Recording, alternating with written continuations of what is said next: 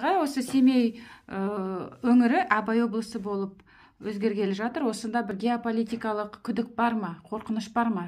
Сіз енді былай аналитик ретінде бұрыннан осы өңірде тұрып келесіз, осы жақтың жағдайын бәрін білесіз. Өзіңіздің ойыңызды айтып берсеңіз бізге.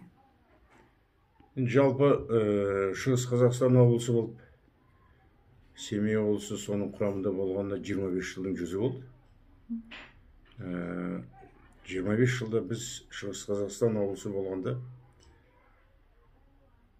91 жылы 95% орыстанған Өскемен қаласын кейінгі статтың мәліметі бойынша 49% қазақ, 51% орыс ұлтының өкілі болғаны бұл үлкен жетістік деп бағалауымыз керек. Геополитический саясатта 1991 жылы шығыстағы текетіресті көрдік те, естідік те. Бұл енді екі ұлттың арасына от салған емес, жалпы ұлы орыс халқының шовинистік пиғылы әлі де Шығыс Қазақстанда байқалады. Айтып өтсек, 90 қай жылы кәдімгідей бір переворот бола жаздады емес па? Лимонов деген Ресейдің шовинисті сондайды ұйымдастырды ғой. Жаңа айтып жатқанымыз ғой, 1991 жылы шығыстағы текетіресті біз естідік те, көрдік те. 91 ма, ол кейіннен болды? 91 жылы. Ол біздің тәуелсіздігімізде, біздің егемендігімізге дақсалы жаздаған ішінара жаңағындай ол өздері Алтай республикасына, Алтай крайына, аймағына қосыламыз деп жаңағындай біздің елді бөліп алып, ертістің ар жағын құнарлы жерлерден алып, сол Алтай аймағына өтпекші болған, сондай дабылға, сондай іріткі әрекет жасамақшы болғандарын көрдік те, естідік те.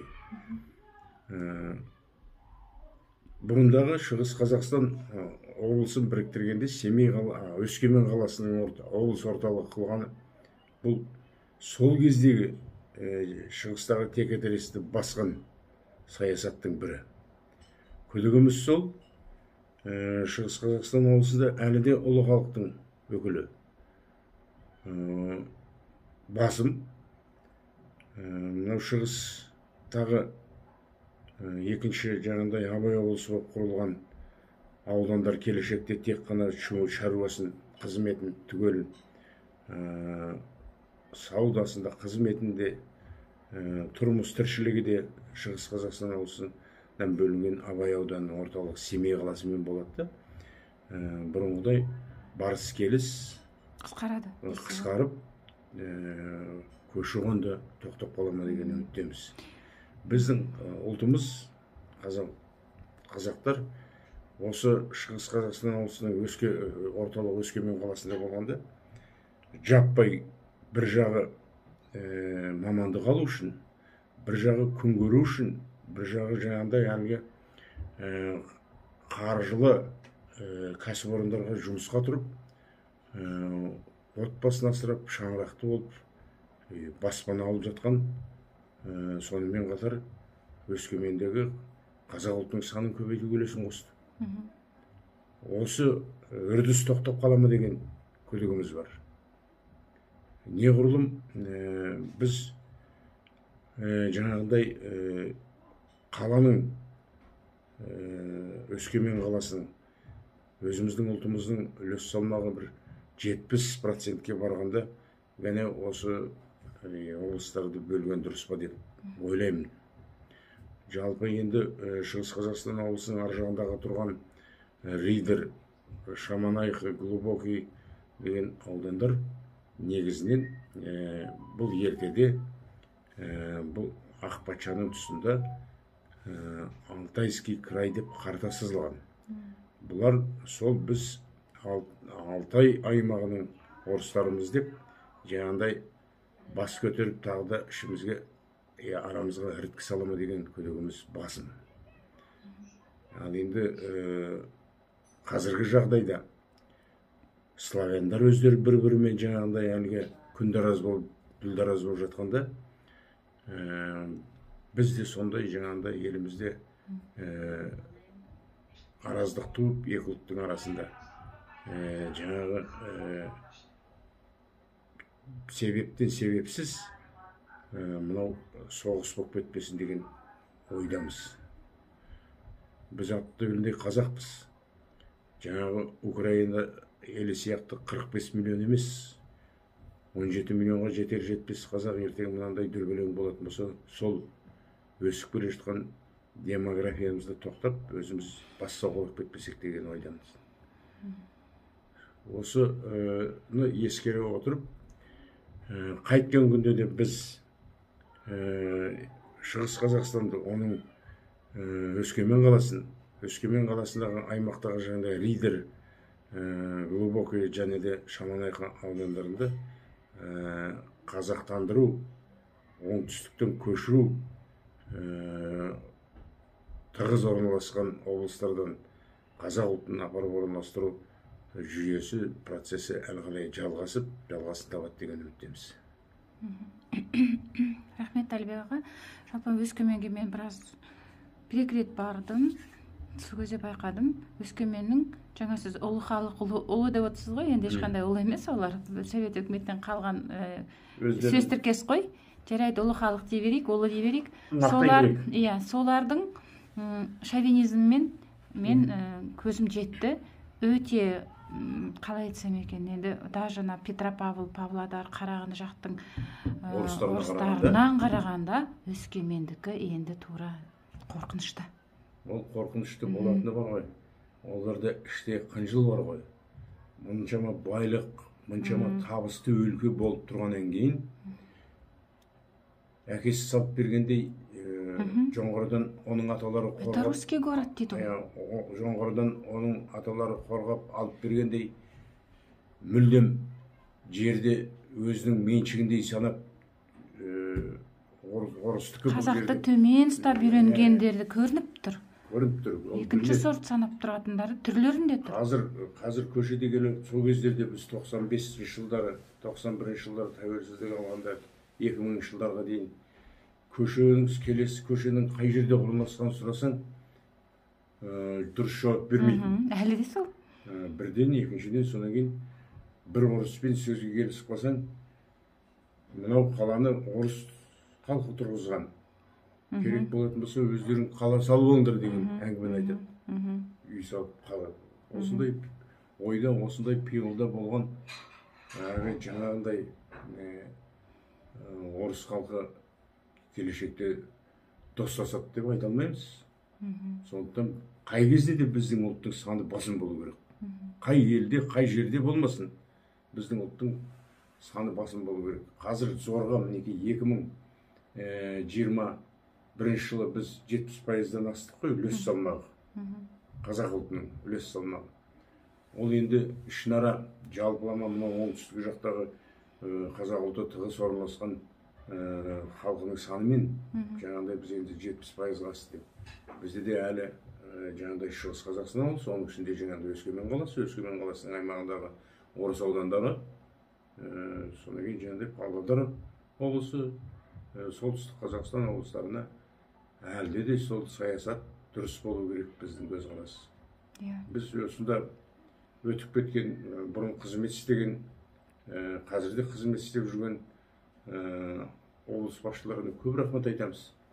Ол кісілер хал қадірінше бірінші мәселе қойған күн тәртібіндегісі қазақтандыру болды.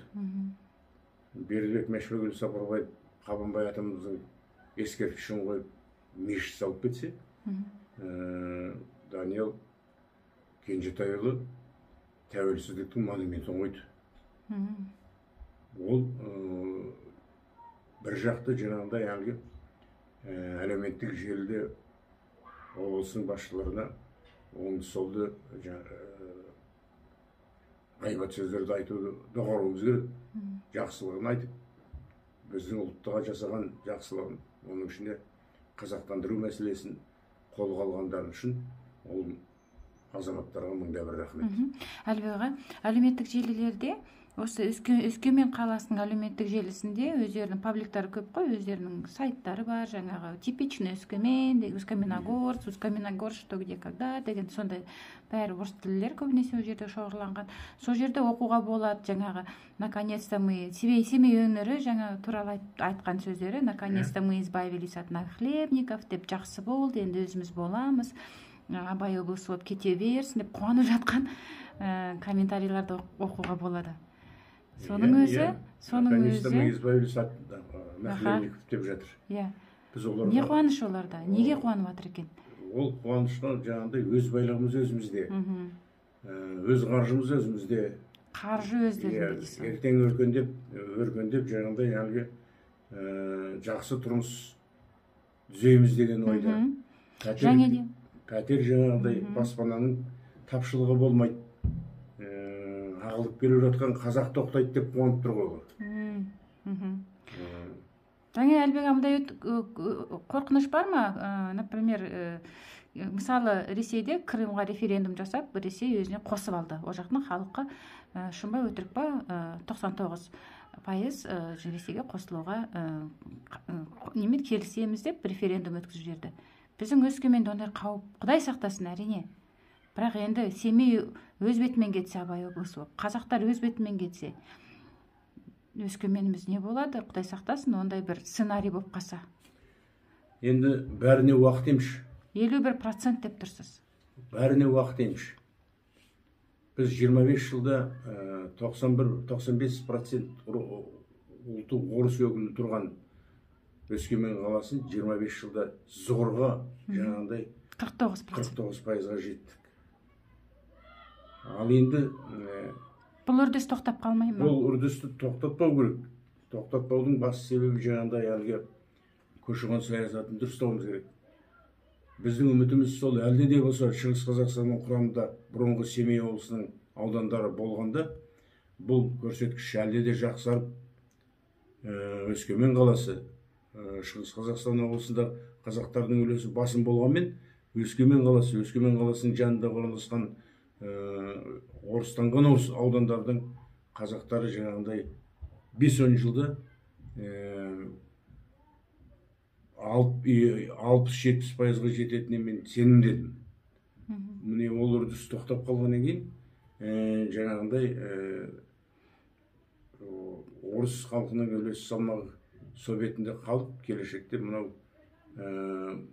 ел арасында болып жатқан геополитический саясатта мынау орыс халқы қазір Ресейден босқын болып, оның үстіне Қазақстанға келіп жатса, бұл Қазақстанның Шымкент облысы мен Жамбыл облысына бармайды, ол Шығыс Қазақстан облысы, Өскемен қаласына, немесе Павлодар қаласына келеді, Петропавлмен.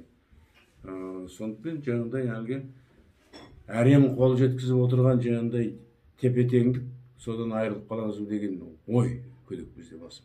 Соны біздің үкімет жоғары жақтағылар ойлады ма екен? Әрине ойланып отыр. Деп сенеміз. Ол ойланып отыр деп сенеміз. Бұны күн тәртібінен түсірмеу керек бұл мәселені. Өйткені біз жаңағындай славяндар бірін-бір аямай жатқанда, ертең әлеуметтік желіде небір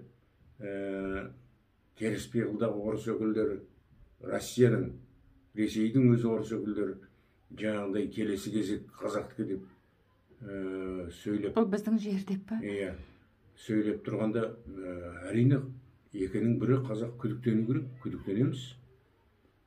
Сондықтан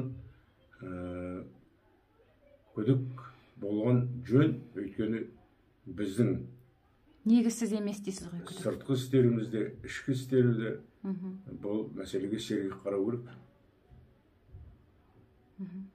Көп рахмет Әлбек аға, сұхбатыңызға. Үмітіміз бұрынғы Алаштың астанасы болған Семей қаласы. Мұхтар Абай шәкәрімнің отаны болған Семей қаласы. Ертісті қақ жарып өтетін, ертіс қақ жарып өтетін үлкен шаһар. Мынау мәдениеті мен оның әртүрлі инфраструктурасына облыстың орталығы болғаннан кейін көңіл бөлініп, қаланың әрленіп жақсаруына үміттенеміз. Өзін өзі қамтамасыз етілетін, өзін өзі қаржыландыратын, ешкімге қол жаймайтындай, тұрмысымыз түзелетіндей, зейнетақымыз бен жәрдемақы уақытында төленетіндей, сондай бір жақсы дамыған облыстың қатарына қосылуға тілектеспін мен. Жақында Семей облысы бұрынғы Абай облысы болып қайта құрылуына байланысты Шығыс Қазақстан облысынан бөлініп, Абай облысы құрылуын шын мәнінде бүкіл жалпы өзі бұрынғы Семей облысының тұрғындары жақсылықпен, қуанышпен қарсы алып жатқаны баршамызға аян.